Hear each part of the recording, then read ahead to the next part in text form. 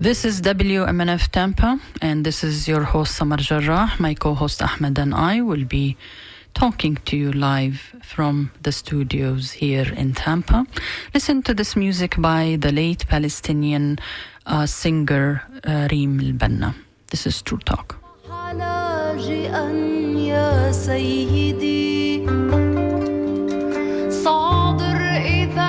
حتى بساط المسجد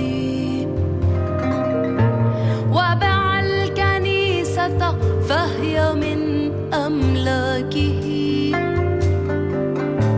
وباع المؤذن في المزاد الأسود واطفئ ذبانات النجوم فإنها ستضيء درب التائه المتشرد حتى يتامانا أبوهم غائب صادر يتامانا إذن يا سيدي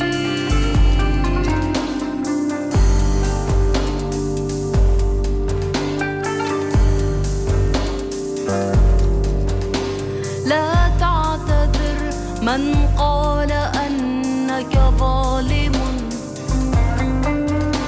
لا تنفعل من قال أنك معتدي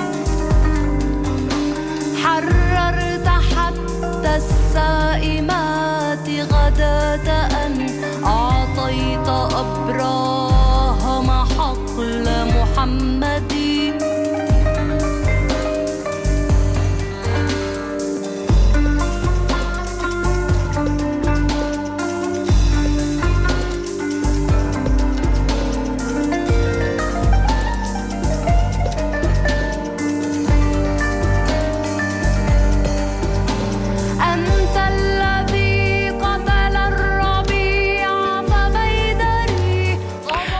Welcome back to True Talk. This is your host Samar Jarrah. My co-host Ahmed Bedier is on the phone with me.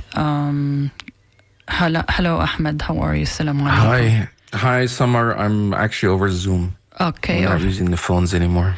Yes, I am. I keep saying old words like I told Frank, our assistant here, prepare Skype, and he says Skype. Do you mean Zoom? And then now I'm saying phone, but it's Zoom. Ahmed, I hope you feel better. I know you are under the weather. I hope it's not COVID, because there is COVID around. Actually, I know people who have it. So I don't think it's. I don't know. I didn't get tested, but I'm quarantined at home. Okay. But I think it's I'm at the end of it. So. Okay. I'm sure you have heard the very sad news about the passing of Rob Leroy, and you and I have a very, very, very long history with him. Actually, he's the one who introduced me to you, or introduced you to me. I have never met you before. I did not even know you existed. I'm not sure, but I remember when I met Rob and he told me that you can do a radio show, and I said, no way, I can't do it by myself. And he said, I have the perfect match for you.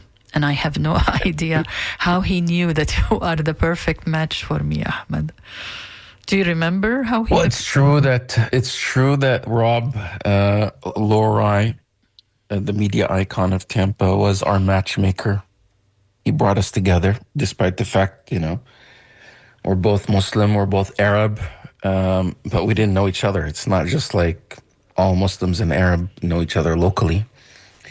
And I did not know of you. I didn't hear of you before, but he introduced us to each other, and he suggested. I mean, we both had. I mean, I had approached Rob at some point, or the news, the station, to say, you know what, we need to have a voice on the station for our community and our perspective, especially with all the drumbeats beating to the war in Iraq and what was happening, the invasion of Afghanistan and post 9/11, and all the media was very hostile against Muslims. And there was all this Islamophobia and misinformation and smears. It was really bad.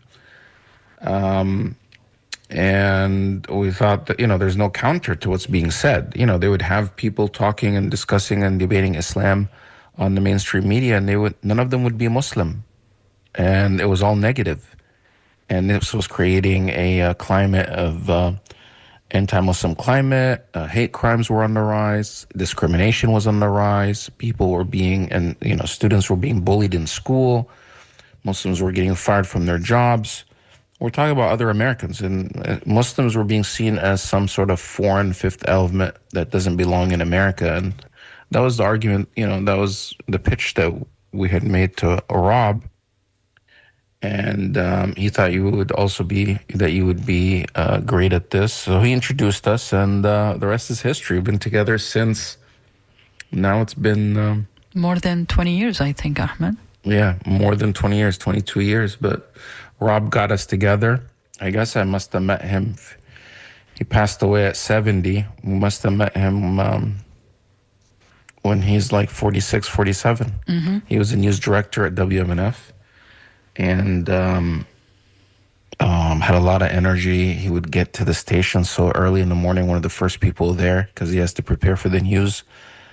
And he mentored us on how to do radio. And actually, at the beginning, Ahmed, we didn't know how to run the board, and it was Rob who will almost all the time we would be taping the show.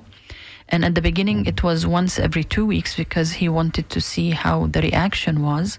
And I remember he would be running the board for us. He never interfered or uttered a word or did anything or told us what to do or who not to interview, nothing. And he just would be sitting there just running the board. And I think after 3 months, the reaction has been very positive, and you learned, of course, how to do the board immediately, and we started to do it live. However, there was a lot of heat coming. If you want to talk about that. Right. Like you were saying, the response was overwhelmingly positive, and there was a lot of people that were calling in, asking questions, engaging. But there was one, a vocal minority, a vocal small group that were really angry to be on the air. Well, I guess a couple of groups. One of them are these anti-Muslim kind of right-wing Christians that that thought Islam was some sort of evil, cult and has no business being in America. The other group, of course, is the pro-Israel group that thought somehow our presence on the air would be a threat to the narrative on Israel, and the station came under some heat when the show started becoming popular. Do you remember the letter that came? Do you remember the letter? The station has received many letters, and I remember we received many letters. Some of the letters were threatening, and some of the letters to the station were very critical and threatening to pull funding, etc. But which letter are you referring to? I am referring to the first letter that said, Assalamu alaikum. We are so happy that our brother Ahmed and our sister Samar are in now, and blah blah blah blah. Oh yeah, this fake letter. And then there will be an orange cloud soon 7 miles from WMNF. And then the way they said at the end, not Salaam Alaikum, but another Muslim greeting, that the minute I saw that, I realized this is somebody who doesn't have a clue, doesn't know Arabic, doesn't know anything about Islam, how we greet or say bye or goodbye. But it prompted the FBI to call both of us, if you remember, to talk to us, because I guess 7 miles from here is the what is it called, the base, the military base. MacDill. MacDill Air Force Base. Yeah. I mean, even if it wasn't, it's still a scary thing. But this was at a time, this was a tactic that was being used back then to try to do these hoax letters and things and try to somehow pretend, they pretend that it's being sent by a Muslim. But it's obvious once you actually look at the writings and stuff that no Muslim actually sent that. Similarly, after 9/11, those horrific attacks, there was the anthrax scare, if you remember, where they were sending these white powder to public officials and members of Congress and others, and they would include these little notes trying to pretend that that they're somehow Muslims that are sending it, and they would write things like Allahu Akbar or and at the end it was a misdirection, somebody trying to put the blame somehow on Muslims and put them on under the microscope and the spotlight. But there were other situations where we received, letters or comments that says, death threats. One very that said, clear. A couple of very clear ones. One threatening to take us out in the parking lot. And Rob was always concerned about that, but he always had our back, Remember, sorry, Ahmed, to interrupt, but I just vividly remember that for 3 months he would ask us to text him when we're arriving. So he would be at the parking lot. And then when we leave, he would take both of us to our cars. He didn't care that he might be shot. Right. Well, I mean, he was just thought his presence would be a deterrent, but that's the kind of person he was. He was, concerned for others. He was concerned about us, and he didn't interfere. He gave us editorial freedom, and he would give us some, guidance here and there. And despite the pressure that he came under, even at the end, and I know in some of these, people remembering Rob, they didn't mention this, but, towards the end when he left the station, there were groups on the outside trying to accuse him of anti-Semitism, and the station of anti-Semitism trying to pull this anti-Semitism card because somehow the station allows us to be on the air and to criticize Israel.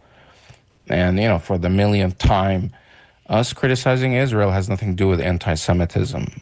Us criticizing Israel, Netanyahu, his government, and the fascists there has nothing to do with the great religion of Judaism.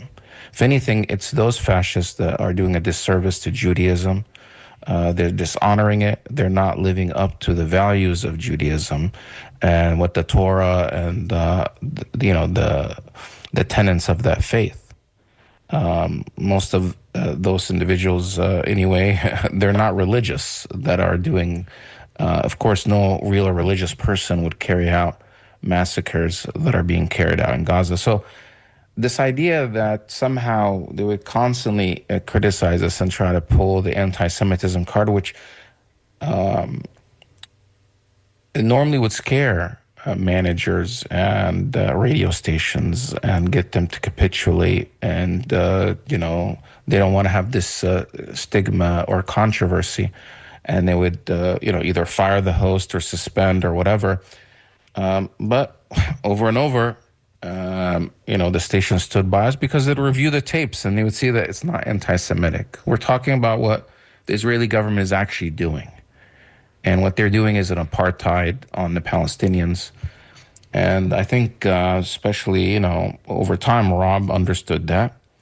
And he thought that our voice is important to have on the air. And I remember one time, the matter became so heated in the community that he took it upon himself to organize a town hall meeting. Yeah, I remember. At the University of Tampa. They booked this big hall in the historic building there at the University of Tampa in downtown, and he moderated this town hall, and it was two sides there. It was like the local pro-Israel side and, the pro-Palestine side. Some of them a lot of them happened to be from the Jewish community on the other side, and we're facing each other, two different aisles, and we're having a dialogue. Of course, it was heated. Things were, being tossed around, but Rob was able to, keep focused and keep the discussion focused on the topic at hand. That's the kind of person that, Rob Lorai was. And it's really sad that our community has lost him. And because he contributes so much to media and just overall in the community. I mean, he was out to things, even though he's a news director, but he would go to different events. And when sometimes I even asked him to moderate events for us, he would come and moderate, whether it's at USF or some of the community activities. So he was just a great guy to have. And I'm really glad that we got to know him. Me too, and I'm very sorry we didn't get a chance to see him before his passing. And I remember the last communication with him was via text message about the American Palestinian from my hometown who was murdered by settlers, and he was just making sure if I knew him or not. And really, I wanted to send him a text and say, let's meet for lunch. But you and I were traveling. But I remember, Ahmed, very vividly, and people know that our show also talks about the Arab regimes, and we are extremely critical of them. We talk to rabbis, we talk to Jewish people, Muslims, imams. We've played the Quran, and people were like, oh my gosh, we've never heard it before. We spoke about the Eid, we spoke about Muslim holidays, we talked about novels and books and Pakistan and India and Afghanistan. So our show is not really concentrated on Palestine, but whenever there is a war, we talk about it. I remember one time, Ahmed, there was many years ago raids on Lebanon, and there were many American Lebanese trapped there, and the U.S. would not send ships to evacuate them the way the U.S. would do, for instance, if something happens in the Caribbean or Latin America or elsewhere. And some of the people trapped were Americans from Tampa. And you spoke to them. I don't want to mention the name out of privacy. And then we talked to the Red Cross, and all hell broke loose. Like, you and I were thinking, what did we do wrong? Like, what was wrong with talking to an American trapped in Lebanon and talking to the Red Cross in Lebanon? Right. Well, because the problem is that the people that they don't want these stories to get out. They don't want this narrative to be out there. There's a narrative that the pro-Israel apartheid regime side that wants to keep pushed out there, that Israel is this victim that's surrounded, that's in an area, a tiny country that's surrounded by bloodthirsty Arabs that want to annihilate them and remove them off the face of the earth merely because they're Jewish, for no other reason. And that's the narrative that they want to keep pushing out there. They don't want this other narrative that, Americans are in Lebanon and they're stuck in there being bombed by Israel using American weapons. And that's the story. Those are the stories we're bringing. I remember it was the person we had on the air is a local teacher from Tampa that was stuck there. And this was in 2006 during the Israel war on Lebanon. And, eventually, because of pressure, the United States did send ships and they did evacuate Americans that were there, that were on their summer holidays or whatever. So this has been the ongoing thing. And this is one of the reasons why you and I continue to do this show, because we feel like this narrative needs to be out there. And we're not going to back down. We're going to keep pushing, and we're going to brush off and respond to the people that say this is anti-Semitism. No, we're anti-apartheid. We're anti-genocide. We're anti-ethnic cleansing. And we want people to live and coexist in peace. And that includes Jews and Arabs. They should be able to coexist. Jews and Palestinians. They've already, before the establishment of the State of Israel, they actually did coexist and live in peace for centuries. And now it's really on the Israeli side that they don't want any possibility of a Palestinian state. This is not something new. I think from the beginning of the establishment of the state of Israel, they never intended on ever having a Palestinian state next to them. If you look at their writings, the founding fathers of Israel, they knew this all along, and they knew, and they planned and said that they would need to do ethnic cleansing in order to replace the people that lived on those lands, and that's what they're doing. And then just today, they announced that Israel is going to move forward with this building, thousands of settlements in what's called the E1 settlement area just outside of Jerusalem, which would effectively cut the West Bank, the Palestinian land, in half, making a Palestinian state impossible. This has been on the books for 20 years. This is not when Smorch, Ben-Gvir, and others are coming along and saying this now. They've been planning this for 20 years. And it's because of resistance from the United States and others, but now they're moving forward with it. So it's always been the plan to never have a Palestinian state. And they've just been implementing it regardless. So that's why when they say Netanyahu is so evil, it's not only Netanyahu. It's been the policy of the Israeli government, regardless if it's Netanyahu or others all along, to not have a Palestinian state.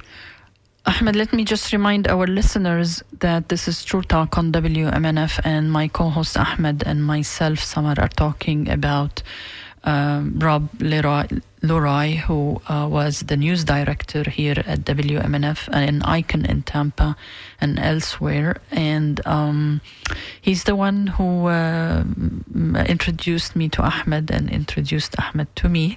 And this is how we ended up with this show that has been going on for 22 years, thanks to all of you listeners and your support and the financial support that we get. And actually, Ahmed, I do have a caller from Sarasota who wants to talk to Mike. So let me go to Mike in Sarasota and see what he has to say. Go ahead, Mike, you're on the air. Thank you for taking my call. And I would like to extend my sincere condolences for the passing of Rob Leroy. He was truly a giant of media in Florida. I would like to mention that Rob Leroy was fired from WMNF and actually deplatformed twice. And both times it was at the instigation of prominent local Zionist activists. The first time it was Craig Kopp, who came in as general manager and fired Rob. And then, thankfully, the WMNF listenership reacted in support of Rob. And it turned out, and one of the great things in history, that Craig Kopp got fired. So that was wonderful. And I'm proud to say I was part of that effort to see him go. The second time that Rob Leroy got deplatformed, and this is all as part of the Zionist effort to manipulate the American media. The second time Robert Leroy got deplatformed and fired was at the instigation of Simon from Lakeland, who, and you know the story better than I do, but he came up with these scurrilous charges that Robert Leroy was some kind of bigot. And to WMNF's everlasting shame, the board, and trying to be sensitive, kind of went along with it and fired Rob from the WMNF newsroom. So what I'm getting at, my final point here, is that what I would like to see as a way to honor the memory of Rob Leroy is let's deplatform the deplatformers. And what I would like, and I'm not asking you to support this, but I would like to ask all WMF listeners to write to WUSF or get in contact with WUSF and mention that Craig Kopp, who's now an announcer on WUSF, let's express our discomfort that we have a Zionist in the newsroom of WUSF. And then in terms of for WMNF, let's deplatform Simon from Lakeland, who calls into WMNF all the time. And I seriously believe he's part of the Hasbro effort. And by the way, let me finish with one thing. Mm-hmm. I'm referring to these as two separate incidents, but it would, I believe, I don't have any evidence for this, I believe that Kopp and Simon from Lakeland may have been working together this whole time.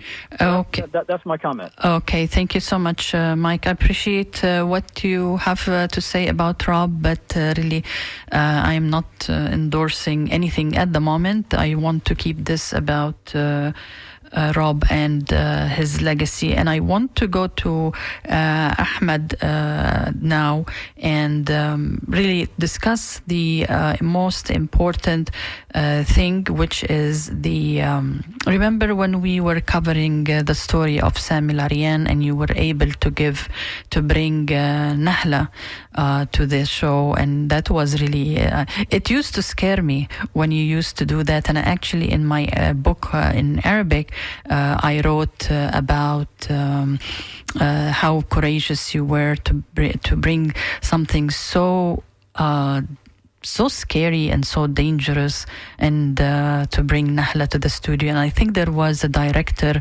some foreign director, who wanted to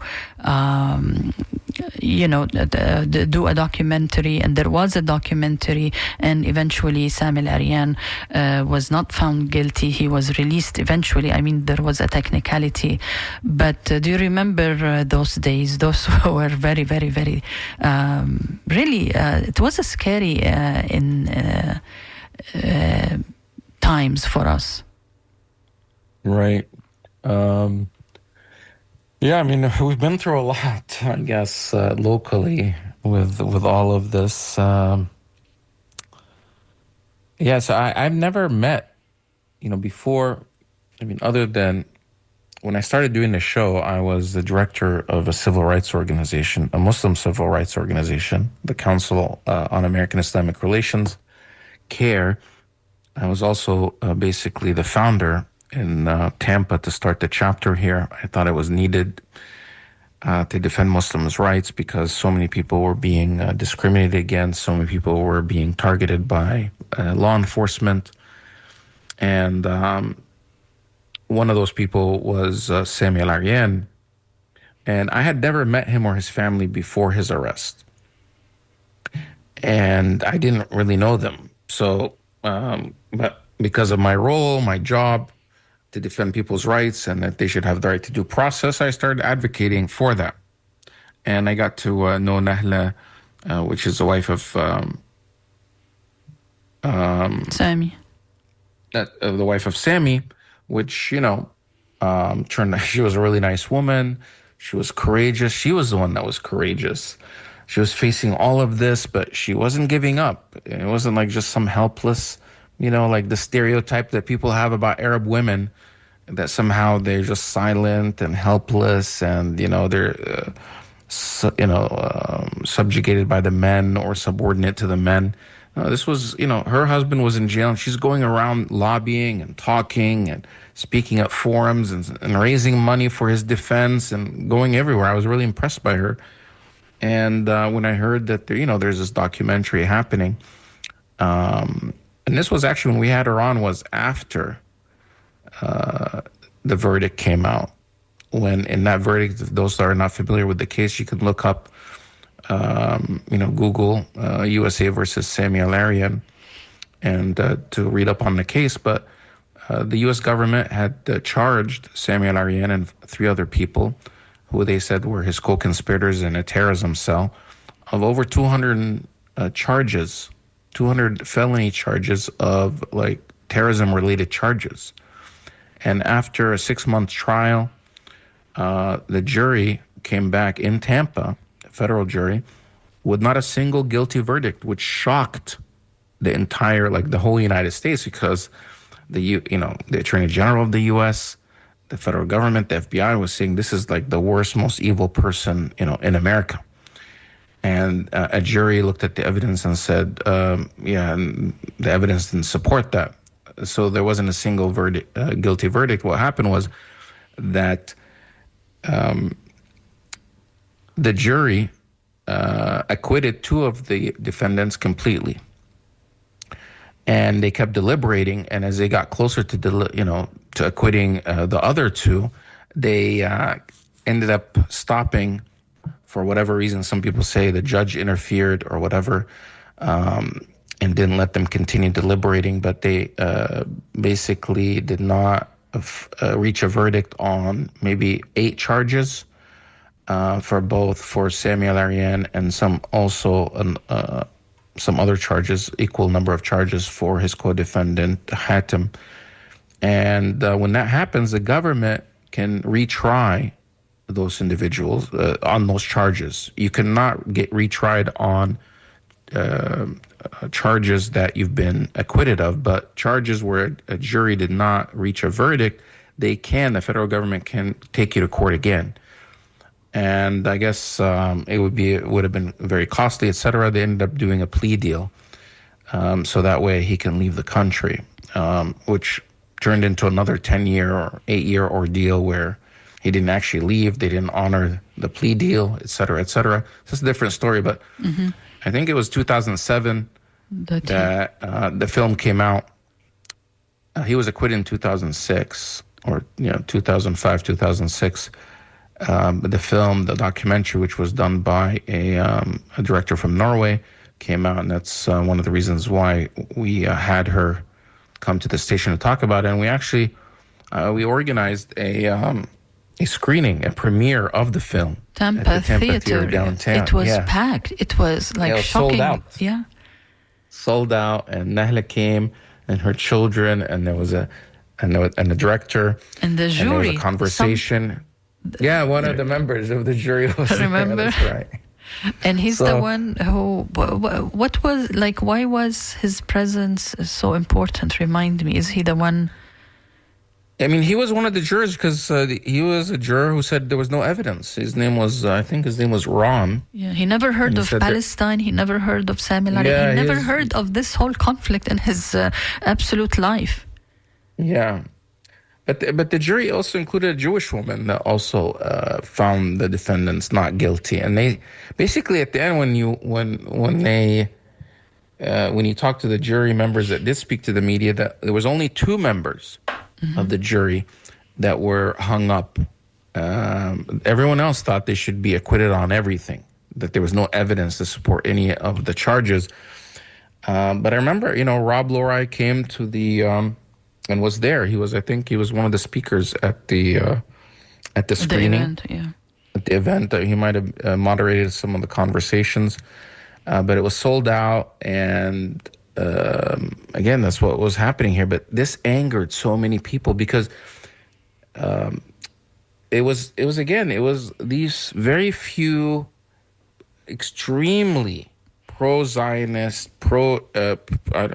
just very hardline pro-Israel individuals that were going after people like Samuel Aryan and making all these accusations. And it wasn't until after 9/11 that he was arrested because they had looked at some of these allegations before 9/11, and the U.S. government didn't pursue him. But it was after 9/11 that they changed course. But again, they were angry that he somehow got away. But the reality is the evidence didn't support the allegations that were being made. But there was when you say people were afraid, I think people were afraid. That was the intended purpose. They were trying to intimidate people in the community by making an example of Nahla and her family and Sammy and others. And a lot of people were afraid. They didn't want to be associated. They don't, and that sends fear throughout the community. People don't want to get in trouble. They don't want to get, to be under scrutiny. They don't want the FBI to come visit them. So they think that if they just stay quiet and stay out of the way, that somehow they'll be left alone. But the reality is if you don't stand up for the rights of other people, at some point it's going to be your turn. They're going to come after you. So you have to speak up for the rights of others, especially when it comes to issues of justice and incarceration and the right to free speech. And a lot of those things are under threat now again today. Yeah, I think, you and I were traveling, and this is the first time that both you and I travel at the same time. I was gone for 5 weeks. I think you were gone for 6 weeks. So many things happened. Anything in particular that made you alarmed, like maybe really the freedom of speech, which is the most beautiful thing, I think, in America? I mean, there are many beautiful things, but for you and I, who come from, different parts of the world, we cherish this very much. We cherish this station and this radio show and the ability to talk freely without being afraid. Did you feel in the past 6 weeks when you are outside the country and looking in and zooming into America that something is going on or you and I are too alarmed or cautious, or No, what? I mean, that's obviously, there are things going on that are frightening as far as civil liberties, people's rights, separation of powers, historical norms when it comes to the democratic system that we have in this country that are being just shattered. And law enforcement is being weaponized to target political opponents. It's happening now, on mass scale. And that's concerning. Like right now, with Zoran Mamdani winning the primary in New York, it's freaking out the establishment, whether they're Democrats or Republicans. It's not just the Republicans that are outraged about it. It's mostly the Democrats. Because, New York, you're always going to have a Democratic mayor. But you have the Democratic establishment there trying to conspire to try to somehow, kick him out, disqualify him, find a way, raise, hundreds of millions of dollars to make sure he loses. Then you have the White House saying somehow that, to see if they can, how to remove him. Strip him, or even from his strip him of power, citizenship. or strip him from citizenship. Like this is not playing by the rules, So if you don't like the results of an election, you're just going to do all these other illegal things. This is not what America's about. America, and I remember a long time ago, a member of Congress had said, and I heard him say this, saying that Congress is an alternative to violence. Congress is an alternative to violence. When they didn't have Congress, when it doesn't work, they had the Civil War in this country. So our political system, if it doesn't exist, it'll be just violence. Wow. That's how people will settle, their things. They'll be militias. And part of that political process is that when somebody else wins the election is that you honor and you say, you know what, I'm going to wait for the next election and then it'll be my turn. But now you have a situation in this country where people don't want to win. They don't want to have fair elections, or they want to rig the elections, or you see what's happening in Texas with the attempts to redistrict and do gerrymandering, which would mean that somehow in Texas they would gain 5 more seats in the Congress for Republicans. Because it's so close between the Democrats and the Republicans for control of the House that they want to guarantee that Republicans will continue. And they know that in the midterm that people are going to be coming out against Trump and against the Republican Party. So they want to have this type of 5-seat, cushion. And the members from there, the Democrats are, leaving the state to try to avoid it.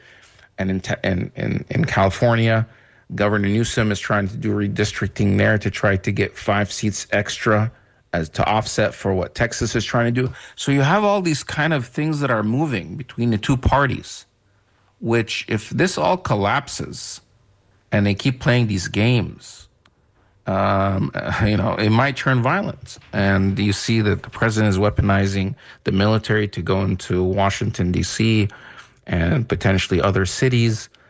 That's not the America that you and I, knew, and most people don't know. I think not enough people are aware or as concerned or alarmed. A few people are alarmed, but not enough.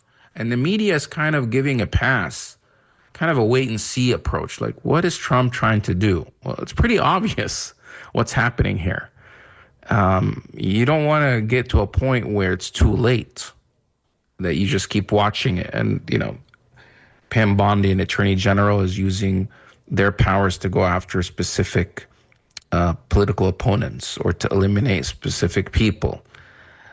So this is all concerning. This is the kind of stuff that you see happening in Russia, in other countries that have authoritarian regimes. But the United States, in the past, despite, there is corruption here and there are the billionaires, but it's not like it is now, where you just basically in your face do what you want and you're somehow above the law. One more thing, Ahmed, is the funding of NPR and WMNF. I mean, they talk about it all the time, but I didn't expect it to actually happen. But thank God that listeners, I'm sure if you knew that, but donated so generously to WMNF, way more than what was expected and wanted. But how can you sustain freedom of speech and shows, like WMNF and NPR without funding? Yeah. It's they want to scary. fund. They want to fund conservative media outlets, and they think somehow NPR is on the left side. And this Although current I administration, don't like the wording when it says. They hardly say the word occupation or settlements. no, they're not. They're not on the left. NPR is it's kind of in the middle. It's centrist. They're not really on the left. I don't know where they get this idea, but in their thinking is that anyone that's not on the right completely with them is somehow against them. The biggest test of free speech right now is Palestine. It's so obvious what's happening in Gaza. And if somehow, and that's the biggest thing that's under threat. Right now, they're basically saying they have a new memorandum or a new policy that has been issued by U.S. Customs citizenship agency that awards citizenship to people who apply after they've already been here for years, that they have to have these ideological litmus tests. And that before you basically have these tests to make sure that you can speak English, some history about the United States, some history or somehow that you haven't joined a communist party or a Nazi party or involved those in questions terrorism. are there. Yeah, but those questions are there. But mainly they kind of just make sure, because most people haven't been exposed to communist or terrorism. But most of the questions is like, okay, do you know who the president is? All this. But now they have specifically, they want to make sure that you stand with Israel or you're not against Israel. On the citizenship test? Not in the test, like in the conversation, the interview. Oh, okay. They want my God. It's kind of a policy. It's not a question in the questions on the test are like, who's the president, who's the vice president, who was the founding fathers, what's the Constitution, what's the Declaration of Independence, those kind of questions. How many states are there? But in the interview, because there's also an interview, they want to make sure that the person that they're admitting to become a citizen somehow fits a specific societal norm that and who defines what that is. And in their idea, the societal norm is like, you have this kind of vision of America that's aligned with them. So if you don't share that same vision, they don't want you here, because then you might vote for the Democrats.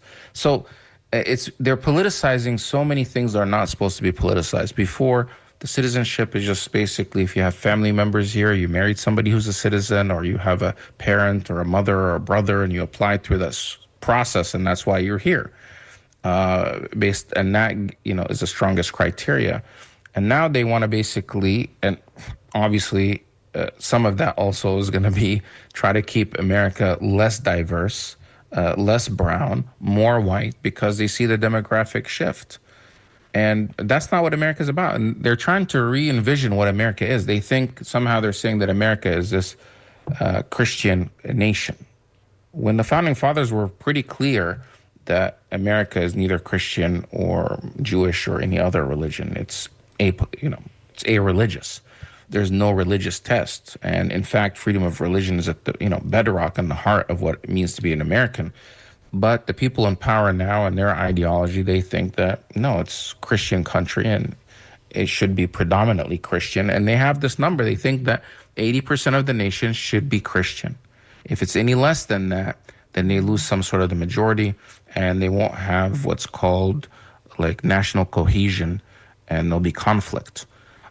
So that's what's driving a lot of these policies, to keep America. So it's almost like they have a similar ideology like they have in Iran. They want to keep Iran, like a type of theocracy where it's, it's Muslim majority. So they're following in that, but under the guise that, this is a democracy. You can't have it both ways. But Ahmed, and then again, this is True Talk WMNF. I have an interesting email, but let me. I feel things are changing very rapidly in America when it comes to understanding that there is a genocide going on. I'm not sure if you have seen 2 town hall meetings, one with 2 or 3 Republican senators and one with 2 or 3 Democratic senators, and people who looked absolutely non-Arab, non-Muslim, non-minority even, screaming their lungs saying, say it's a genocide. Where do you stand on what is going on in Gaza?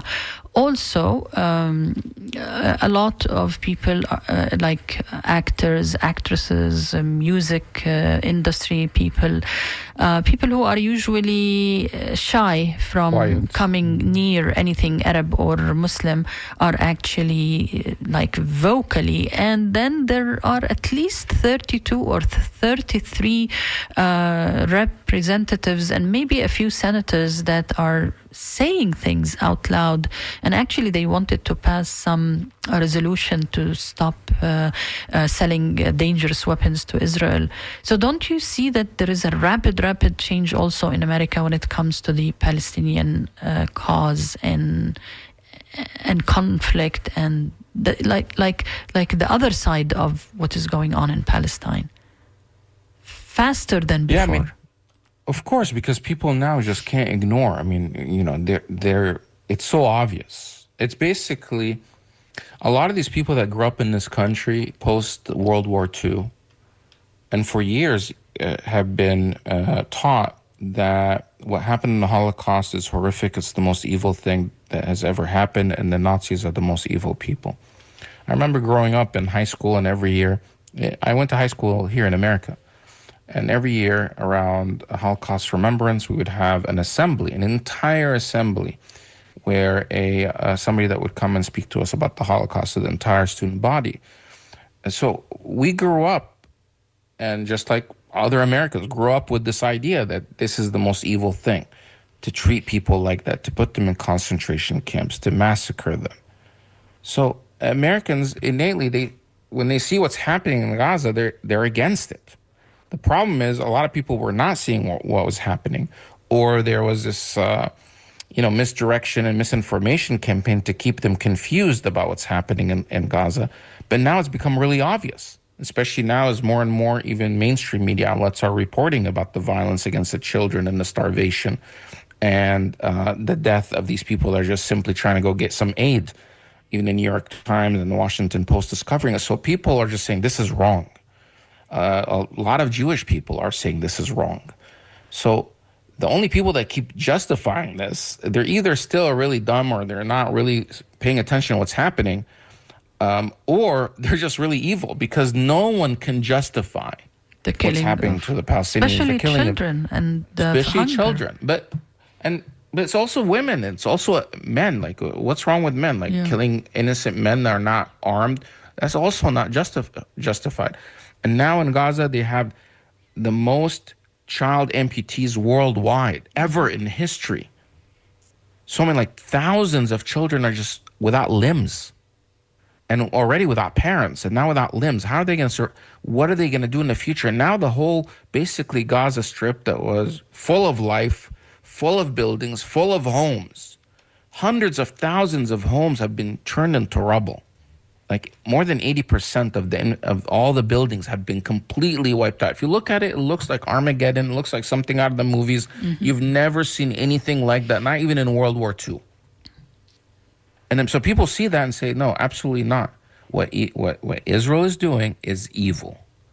And it's not because Jews are evil. It's because this government, what they're doing is an evil. And it needs to stop. And unfortunately, somehow, Democrats and Republicans and the administration in Washington keeps justifying it or saying, well, Israel is our ally. And that's what you're hearing in these town halls. Somehow say, well, Israel is surrounded by people that want to annihilate them, and people are not buying it anymore. Israel is one of the most powerful militaries in the world, and they're nuclear. Even Marjorie Taylor Greene, who's is staunch, people are just like, she's saying it's a genocide, and AIPAC is going after her. So now there's this crack in the MAGA movement itself, within the Trump universe, within Trump supporters. They're saying, you know what? We're supposed to be America first, not Israel first. Why are all these politicians making everything about Israel? And if you're doing that, then you're not really a true MAGA or true Republican or a true America first. And this is causing alarms within pro-Israel groups. Yeah, but not that they genuinely like the Palestinians or the Muslims, because, they are, I don't want to generalize, but like if you look at Marjorie's feed 2 and 3 and 4 years ago, quite racist and quite Islamophobic. Still is, but it's not because they don't want all this money going to Israel. Yeah. They don't want all this funding and or to things to be dictated. Or to Ukraine. They're consistent. They're saying, you know what? They can take care of themselves. They're not against Israel, but they're saying Israel doesn't need our help. Why is America paying for their weapons? They have plenty. And what are they? They're basically shooting fish in a barrel. These people are trapped. They can't go anywhere, and they don't have any weapon, they don't have any fighter jets, tanks, or anything. So why do they need so much American firepower to do all of this? And America is paying for it, and we have to borrow money from all over the world to be able to send money. We can't even have a deficit like we have now, and we have to keep borrowing money. But one group that we keep sending the money is Israel, but we can't somehow help our seniors or our homeless or people in this country or even our vets, military vets in this country, but somehow we can send billions of dollars to Israel. People are against that, and it doesn't make sense. I just saw, because we're running out of time, just saw a vet in my town, and I stopped to give him some money, and I said, he looked not too old and not too young, and he said, I served in Kuwait. I said, I was born in Kuwait, and he said, I liberated your country. I said, okay, I don't have the citizenship of Kuwait, but and like the guy is begging. I gave him, I'm not sure how much I gave him, but it was like a very surreal moment, really. He served in Kuwait, and I was born in Kuwait, and I had to give him money because he can't survive, and he's on a wheelchair. But Ahmed, I want to read an email that came, and it says, Dear Samar, dear Ahmed, please be well. I have loved and respected your vision to share with our community. I have never missed a show since early 2015. The first time I enjoyed your music choice and heard your voice, I was a fan. Great gratitude for your wisdom and love. Samar, with her long haul on I-75, I salute your giving heart. I loved Mr. Rob Lorai. Radioactivity was a super thoughtful daily dose nourishment. I had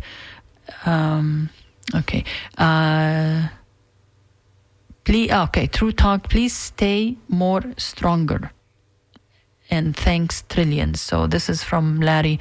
Very nice gratitude. And I know there are people on the phone who wanted to say something, but really I wanted Ahmed and I to have this conversation. I just need to make sure that I do not endorse any negativity towards anybody if any of the callers said anything. Ahmed, we're almost running out of time, but you and I are planning to be here for a while. You're not traveling anymore, are you? Not that soon. I actually like traveling, so I. Oh, no, you like traveling because you used to criticize me. Why do you travel all the time? But now I'm at the age where I like to travel. Oh my gosh! So I am 10 years older, I think. Why are you telling your age to the? I didn't say my age. I just said I'm older than you. That's all I said.